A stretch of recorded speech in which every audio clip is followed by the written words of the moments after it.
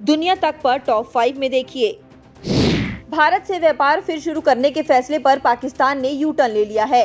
पाकिस्तान के विदेश मंत्री शाह महमूद कुरैशी ने कहा कि कैबिनेट ने भारत से चीनी कपास के आयात को मंजूरी नहीं दी है। दरअसल पाकिस्तान की इकोनॉमिक कोऑर्डिनेशन कमेटी ने बुधवार को भारत से आयात करने को हरी झंडी दे दी थी, लेकिन अब पाकिस्तान के विदेश मंत्री शाह महमूद कुरैशी ने कहा है कि फिलहाल भारत के साथ संबंध सामान्य होना मुमकिन नहीं है। रॉयटर्स के मुताबिक शाह महमूद कुरैशी ने कैबिनेट की बैठक के बाद कहा कि प्रधानमंत्री इमरान खान सहित पाकिस्तानी मंत्रिमंडल की आम राय है कि भारत जब तक कश्मीर को लेकर 5 अगस्त 2019 के फैसले पर दोबारा विचार नहीं करता, तब तक दोनों देशों के रिश्तों का सामान्य होना मुमकिन नहीं है। रूस के विदेश मंत्री सर्गेई लावरोव अगले हफ्ते 4 और 5 अप्रैल को भारत की यात्रा पर आएंगे। रूस के विदेश मंत्रालय की प्रवक्ता मारिया ने गुरुवार को ये जानकारी दी।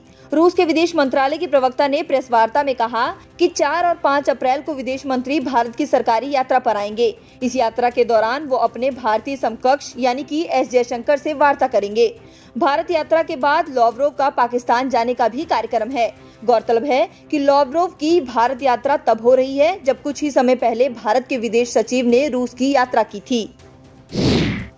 अमेरिकी अंतरिक्ष एजेंसी नासा ने अपनी वेबसाइट पर ताइवान को एक देश बताया, जिसके बाद चीन ने नासा से अपनी गलती को जल्द से जल्द सही करने को कहा। चीन ने घटना को अक्षम्य बताते हुए कहा कि नासा ने देश के 1.4 अरब लोगों की भावनाओं को आहत किया है। दरअसल वेबसाइट के ड्रॉप डाउन बॉक्स में ताइवान देशों के विकल्पों में शामिल है।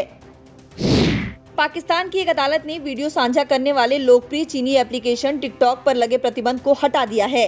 कोर्ट ने पाकिस्तान के टेलीकम्युनिकेशन अथॉरिटी को ये सुनिश्चित करने का आदेश दिया है कि इस पर कोई अश्लील सामग्री अपलोड ना हो।